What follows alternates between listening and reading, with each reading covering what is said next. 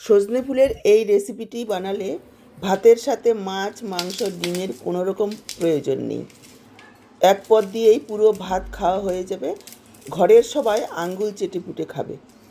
নমস্কার বন্ধুরা, আহারে বাহার রান্নাঘরে আপনাদের সবাইকে স্বাগত জানাই। আজ আমি আপনাদের সাথে একেবারে সহজ, কম উপকরণে দারুণ স্বাদের একটা সজনে ফুলের রেসিপি শেয়ার করব। সজনে ফুলের রেসিপিটা বানানোর জন্য আমাদের লাগবে সজনে ফুল। আমি এখানে 2 আঁটি সজনে ফুল নিয়েছি। সজনে ফুলগুলোকে প্রথমেই আমাদের বেছে নিতে হবে। সজনে ফুল বাজারে দুভাবে পাওয়া যায়। এক হচ্ছে এভাবে আঁটি বেঁধে, যেগুলো ডাঁটা শুদ্ধ থাকে, আর আরেকটা হচ্ছে শুধু গাছতলার থেকে ঝরানো ফুল পাওয়া যায়। যে ঝরানো ফুলগুলি যদি আনা হয় তাহলে খুব ভালোভাবে বেছে নিতে হবে। সেগুলোর মধ্যে পুরনো পাতা, কাঠি থাকে। আর এভাবে কাঠি শুদ্ধ আনলে এভাবে ফুলগুলোকে শুধু ছাড়িয়ে নিতে হবে ডাঁটের থেকে। ছোট বড় সমস্ত ফুলগুলোই নেওয়া যাবে, শুধু শক্ত ডাঁটগুলো বাদ দিয়ে দিতে হবে। সজনে ফুলে রয়েছে প্রচুর পরিমাণে ভিটামিন, যেটা আমাদের শরীরের জন্য ভীষণই উপকারী। কিন্তু তা সত্ত্বেও অনেকেই খেতে চান না, একটু কষ্টে বা তেতো লাগার কারণে। আজকে আমি যেভাবে রান্নাটা করব, একটু তেতো লাগবে না, 100% গ্যারান্টি দিয়ে বলতে পারি। সজনে ফুল বেছে নেওয়া এমন কোনো কঠিন কাজ নয়। দেখুন, এইভাবে ধরে শুধু ফুলগুলোকে ছিঁড়ে নিতে হবে। দেখুন, সমস্ত ফুলগুলোকে বেছে নিয়েছি আর কাঠিগুলোকে আলাদা করে ফেলে দিচ্ছি। এবার সজনে ফুলগুলোকে খুব ভালোভাবে ধুয়ে নেব, কেননা ফুলের মধ্যে অনেক ধুলোবালি লেগে থাকে। বেশি পরিমাণে জল নিয়ে এভাবে একটু ভাসিয়ে ভাসিয়ে ধুতে হবে, তাহলে উপর থেকে ফুলগুলো তুলে নিলে নিচে বালিগুলো পড়ে যাবে। প্রথমে 2 থেকে 3 বার এইভাবে ঠান্ডা জলে ধুয়ে নিতে হবে। দর্শক বন্ধুরা, আজকের পুরো ভিডিওটা দেখুন। আশা করছি আপনাদের নিশ্চয়ই ভীষণ ভালো লাগবে। যদি ভালো লাগে অবশ্যই একটা লাইক করে ভিডিওটাকে শেয়ার করে দেবেন। ইউটিউব থেকে যদি নতুন দেখছেন চ্যানেলটাকে সাবস্ক্রাইব করবেন, আর ফেসবুক পেজ থেকে দেখে থাকলে পেজটাকে ফলো করবেন। দেখুন, নিচে বালিগুলো পড়ে গেছে আর উপর থেকে ফুলগুলো তুলে নিয়েছি। এভাবেই 2-3 বার জল পাল্টে পাল্টে ধুয়ে নেব। সজনে ফুলগুলোকে আমি 2-3 বার জল পাল্টে ধুয়ে নিয়েছি। এবার ওই একই পাত্রে নিয়ে নিলাম আর দিয়ে দিচ্ছি হাফ চা চামচ হলুদ গুঁড়ো, আর দিয়ে দিচ্ছি ফুটন্ত গরম জল। এই গরম জলে প্রায় 8 থেকে 10 মিনিট ভিজিয়ে রাখবো। এতে করে সজনে ফুলের যে তেতো ভাবটা রয়েছে সেটা চলে যাবে। এবার গ্যাস অন করে কড়াই বসিয়ে দিয়েছি। কড়াতে দেখুন দিয়ে দিচ্ছি মুগ ডাল। এখানে আমি হাতের মুঠোয় 3 মুঠো মুগ ডাল নিয়েছি। খুব বেশি পরিমাণে মুগ ডালের প্রয়োজন নেই, অল্প মুগ ডাল দিয়েই হবে। ডালগুলোকে হালকা একটু ভেজে নেব। এভাবে নাড়াচাড়া করতে করতে 2-1 মিনিট দেখবেন হালকা বাদামি কালার ধরেছে, তখনই ডালটাকে নামিয়ে নিতে হবে। এতে করে ডালের ঘ্রাণ আর স্বাদ দুটোই বাড়বে। ডালটাকে নামিয়ে নিয়েছি, একটু ধুয়ে নেব।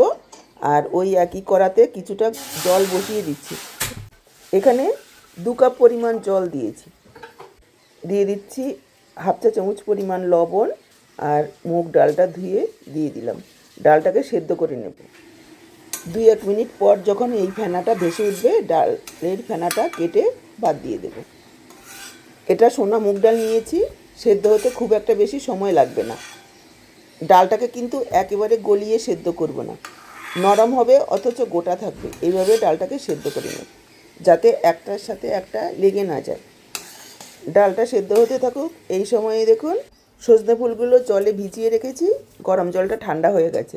এবার জল থেকে এভাবে চিপড়ে তুলব, যাতে জল না থাকে। দেখুন, সজনে ফুলগুলোকে চিপড়ে তুলে নিয়েছি। এই স্টেপটা অবশ্যই করবেন, এতে করে তেতো ভাব একদমই থাকবে না। সাইডে আরও একটা কড়াই বসিয়ে দিয়েছি। কড়াতে দিয়ে দিচ্ছি 1 চা চামচ সরষের তেল। এই রান্নাটা অবশ্যই সরষের তেলে করার চেষ্টা করবেন, এতে টেস্ট ভালো আসবে। তেল গরম হয়ে গেলে দিয়ে দিচ্ছি সজনে ফুলগুলো, দিয়ে দিচ্ছি সামান্য একটু লবণ। লবণটা একটু বুঝেই দেবেন, ডালে লবণ দেওয়া রয়েছে আর সজনে ফুলও পরিমাণে অনেকটা কমে যাবে, সেই বুঝে লবণটা দিতে হবে। আর দিয়ে দিচ্ছি সামান্য একটু হলুদ গুঁড়ো। এবার সজনে ফুলগুলোকে 2 থেকে 3 মিনিট এভাবে একটু মিডিয়াম লো ফ্লেমে ভেজে নেব। এই সজনে ফুল বসন্তকালে শুধু একটা সময়ই পাওয়া যায়, আর এই সজনে ফুলের রয়েছে প্রচুর রোগ প্রতিরোধ ক্ষমতা। এতে প্রচুর পরিমাণে calcium, iron, vitamin A, B, C, magnesium থাকে, যা শরীরের টক্সিনকে বের করে আর শরীরকে চাঙ্গা রাখে। দেখুন, সজনে ফুলগুলোকে 2 মিনিট মতো একটু ভেজে নিয়েছি, আর এদিকে ডালটাও খুব সুন্দর সেদ্ধ হয়ে গেছে, গোটা আছে অথচ টিপ দেওয়ার সাথে সাথে গলে যাচ্ছে। দেখুন, এভাবে ডালটা সেদ্ধ করবেন।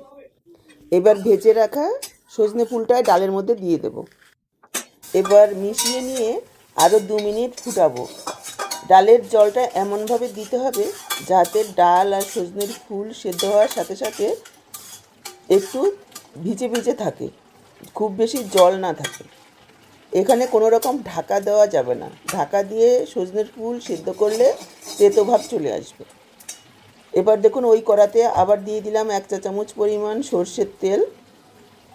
ফোড়নে দিয়ে দিচ্ছি একটা শুকনো লঙ্কা আর 1/2 চা চামচ পরিমাণ 5 ফোড়ন। ফোড়নটাকে একটু ভেজে নেব।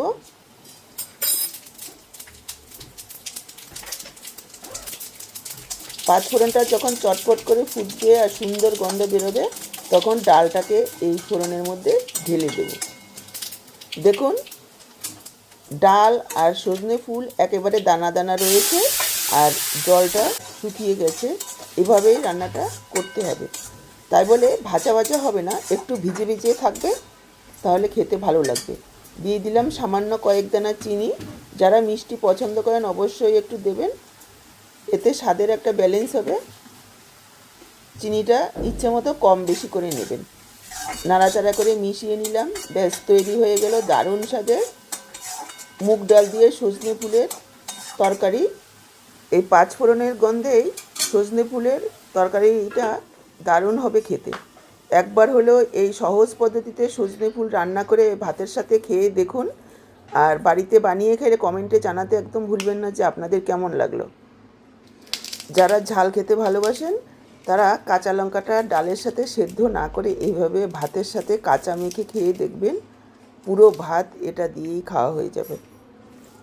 তাহলে আজকের এই সহজ, সাধারণ, দারুণ টেস্টি রেসিপিটা দেখে কেমন লাগলো কমেন্টে জানাতে ভুলবেন না। ভালো লাগলে অবশ্যই একটা লাইক করে দেবেন, ভিডিওটাকে শেয়ার করে দেবেন, আর ইউটিউব থেকে দেখে থাকলে চ্যানেলটাকে সাবস্ক্রাইব করবেন, ফেসবুক পেজ থেকে দেখে থাকলে পেজটাকে ফলো করবেন। আজকে এখানেই বিদায় নিচ্ছি, আবার দেখা হবে নতুন কোনো রেসিপির সাথে। সবাই ভালো থাকুন, সুস্থ থাকুন।